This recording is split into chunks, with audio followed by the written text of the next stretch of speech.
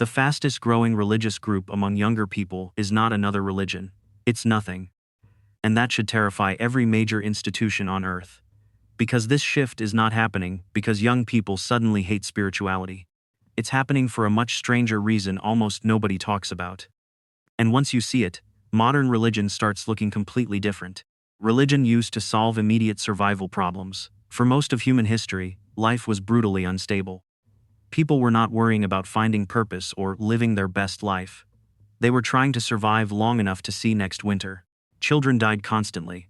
A simple infection could wipe out an entire family. Crops failed without warning. Storms destroyed homes overnight. And nobody understood why any of it happened. That level of uncertainty does something to the human mind. Human beings can tolerate pain surprisingly well, but randomness is much harder to endure. When suffering feels meaningless, people begin to psychologically collapse. Religion stepped into that chaos and offered something incredibly powerful. Not proof, not certainty, but emotional structure. If lightning struck your house, at least there was a reason behind it. If disease spread through a village, there was a spiritual explanation. If your child died young, religion gave people a story larger than the tragedy itself. That mattered more than modern people sometimes realize. Even ancient rulers feared invisible forces. Entire civilizations spent enormous wealth building temples, sacrificing animals, performing rituals, and consulting priests because people desperately wanted to believe someone was in control of the chaos. Makes sense, right? A world without explanation feels unbearable after a while. Now compare that to modern life. A teenager today can ask almost any scientific question and receive an answer in seconds while half asleep at 2 in the morning scrolling on their phone. That changes the brain more than people realize. Once explanations become accessible, mystery starts losing authority. And religion has always depended, at least partly, on mystery. Not entirely, but enough to matter psychologically. The less mysterious the world feels, the harder blind faith becomes to maintain. That does not automatically make religion false, but it does make religion feel less necessary to younger generations. And necessity is what kept religious systems emotionally powerful for thousands of years. Younger generations were raised to question everything. For a long time, most societies survived on obedience. Children were taught to respect authority because stability depended on it. Parents were obeyed. Teachers were obeyed. Priests were obeyed. Questioning powerful institutions was often seen as dangerous, disrespectful, or even sinful. Younger generations grew up in a completely different environment. From an early age, they were encouraged to ask questions, challenge systems, debate ideas, and think critically. That single cultural shift changed far more than people realize. Schools reward discussion now. The internet rewards skepticism. Social media practically survives on exposing contradictions. A religious leader can spend decades building authority, then suddenly one old interview resurfaces online, and millions of people watch it in a single afternoon. And just like that, the sacred becomes searchable. That is historically new. For most of human history, religious institutions controlled information. If a local priest said something, most people had no realistic way to fact-check it. Today, a teenager can compare religions, read historical criticism, watch debates between philosophers and scientists, listen to former believers explain why they left, then scroll into conspiracy theories 5 minutes later because the algorithm got bored. That is not an easy environment for certainty, especially because younger generations are extremely sensitive to hypocrisy. If a religion teaches compassion but behaves with cruelty, people notice immediately. If it preaches humility while protecting power, people notice that too, and once trust starts cracking, belief often weakens alongside it. Not overnight, slowly. Like a tiny loose thread, hanging from an old sweater, your grandmother spent 6 months knitting, while watching detective shows at full volume. At first it seems harmless, then one pull becomes another, and suddenly the entire thing unravels in your hands while she insists. It looked perfectly fine yesterday. That is how belief often changes now. Not through dramatic rebellion, but through thousands of small contradictions people can no longer ignore. Community used to belong almost exclusively to religion. This part almost never gets enough attention. People often talk about religion as if it was only a system of beliefs. But for most of history, religion was also the center of social life. It was where people gathered, celebrated, mourned, found purpose, and built identity. Churches were community hubs long before modern entertainment existed. Mosques connected entire extended families. Temples shaped traditions that lasted for generations. People met their closest friends there, found husbands and wives there, raised children there, buried parents there. Religion was woven into everyday existence so deeply that separating from it could feel like separating from society itself. That made leaving incredibly difficult, not just spiritually, socially. Walking away from religion once carried a real risk of isolation. In many communities, losing your faith also meant losing your support system.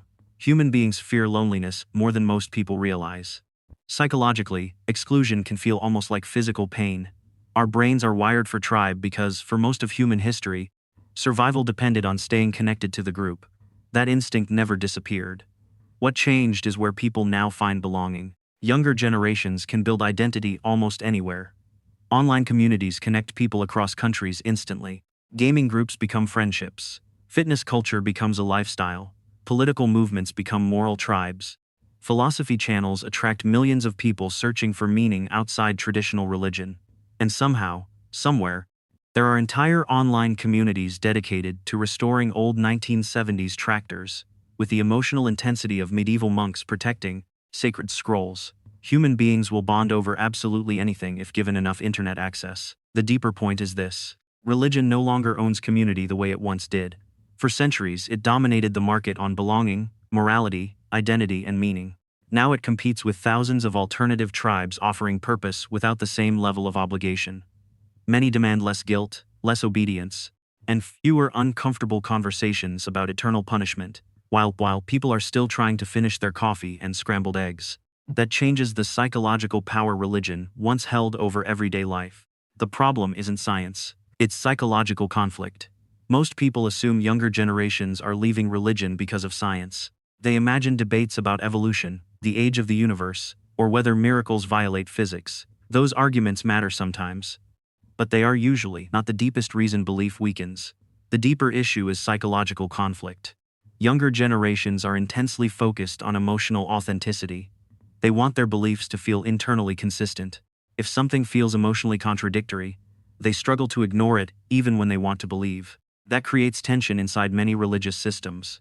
For example, someone may hear God is love their entire childhood, but later they also hear that billions of people deserve eternal punishment for believing the wrong thing, being born into another religion, or simply doubting honestly. For many younger people, those two ideas emotionally collide, and once that contradiction enters the mind, it becomes very difficult to silence. Especially because modern culture encourages people to examine their emotions instead of suppressing them. Older generations often survive psychologically by pushing doubt aside and continuing forward. Doubt stayed private. You kept it to yourself, prayed harder, and tried not to disturb the structure holding your life together. Younger generations approach doubt differently. They analyze it constantly, publicly, sometimes with terrifying levels of overthinking. A modern young adult can stare at a 3-word text message for 4 hours, like they are decoding enemy military intelligence. Why did they put a period at the end? Why was okay lowercase? Are we still friends? So naturally they apply the same analysis to religion too. And the internet amplifies everything. In the past, a person questioning religion might feel isolated. Now millions of people compare doubts together in real time. They share contradictions, personal experiences, historical research, and emotional struggles openly.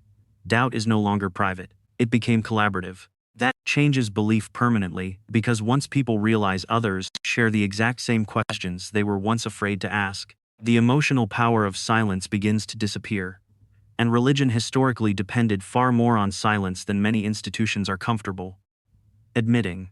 Fear lost some of its power. Fear has always been one of the strongest emotional forces inside religion.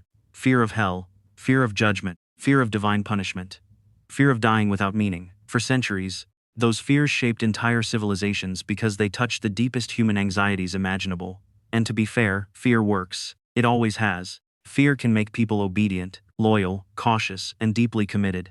Religious institutions understood this long before modern psychology gave it complicated names and expensive university textbooks. But younger generations grew up inside a completely different kind of fear. Not occasional fear. Constant fear. Economic instability became normal. Housing feels unreachable for many people. Climate anxiety hangs over the future like permanent background noise. Political division never stops. Social media creates non-stop comparison and pressure. Even relaxation now feels exhausting because people cannot escape notifications for more than 11 minutes without checking their phones like nervous raccoons, searching for emotional leftovers. Many younger people are already psychologically overloaded before religion even enters the conversation. That changes how fear-based religion is received. In the past, fear often pushed people toward religious systems because those systems promised safety and certainty. Today, fear-based messaging frequently creates the opposite reaction. Instead of comfort, it feels manipulative. Instead of devotion, it creates suspicion, because younger generations instinctively ask a dangerous question. If something is true, why does it need intimidation? That question quietly dismantles a surprising amount of religious authority, especially because modern culture emphasizes emotional health, trauma awareness, boundaries, and psychological well-being. Systems built heavily on guilt now feel emotionally unsafe to many younger people rather than spiritually necessary. And once fear loses its emotional power, institutions are forced to rely more on trust, wisdom, and authenticity instead. That is a much harder challenge, especially for systems that spent centuries depending on fear to maintain obedience. The strange part is many older institutions still underestimate how massive this cultural shift really is. They continue using strategies designed for psychologically different generations, then seem confused when younger people pull away instead of moving closer. But fear no longer works the same way it once did. And religion is not the only institution discovering that. Information destroyed the illusion of religious uniqueness. 100 years ago, many people grew up believing their religion was obviously true for one simple reason. They rarely encountered serious alternatives. If everyone around you believed the same thing, questioned the same way, and followed the same traditions, your worldview felt natural and unquestionable. Most people inherited belief the same way they inherited recipes, accents, and suspiciously aggressive opinions about lawn care. But the modern world changed that completely.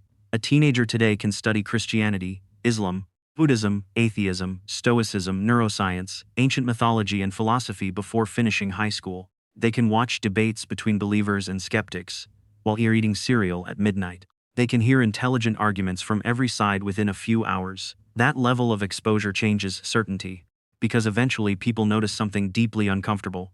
Every religion contains sincere believers, not casual believers, deeply sincere ones. People who cry during prayer, people willing to sacrifice everything for their faith, people absolutely convinced they have encountered truth. And the strange part is every religion contains people describing almost identical emotional certainty. That creates a psychological earthquake once someone fully realizes it. Because if emotional conviction exists everywhere, then conviction alone cannot prove which belief system is true. Sincerity suddenly stops feeling like evidence and starts feeling like a universal human experience. That realization changes religion from the obvious truth into one worldview among many possible worldviews. And emotionally, that shift is enormous. For some people, it feels liberating. The world suddenly becomes larger, more open, and intellectually exciting. For others, it feels terrifying because certainty provided emotional stability for most of their life. Usually, it becomes both at the same time. Freedom and fear often arrive together, especially because many people were taught that doubt itself was dangerous. So when they begin seriously comparing religions side by side, the experience can feel emotionally disorienting. Almost like stepping outside your childhood home and realizing your entire neighborhood was only one tiny part of a massive planet. And once people see that wider landscape, returning to unquestioned certainty becomes much harder than institutions expect. Younger generations still want meaning, just not always religion. This is where many older commentators completely misunderstand what is happening. They look at declining church attendance or falling religious affiliation and assume younger generations became empty, cynical nihilists wandering through life with no moral compass and 12 hours of screen time. That is usually not true. Most younger people still hunger for meaning very deeply. They still want purpose, connection, morality, wonder. They still want to feel that life matters, and that existence is more than just paying bills, until their back starts making microwave noises every time they stand up. The desire for meaning never disappeared. What changed is the structure surrounding it. Some younger people now explore spirituality without organized religion. Some turn toward philosophy, meditation, psychology, or personal development. Others become fascinated by science itself because understanding the universe can feel almost spiritual in its own way. And yes, some replace religion entirely with politics, activism, or internet ideologies that begin functioning almost exactly like belief systems. Because humans rarely stop worshipping completely, we usually just rename the altar. That is the strange part many people fail to notice. Even highly secular societies often recreate behaviors that look remarkably religious. People form moral tribes, they create symbols and rituals, they divide the world into good people and evil people. They publicly shame heretics who violate group beliefs.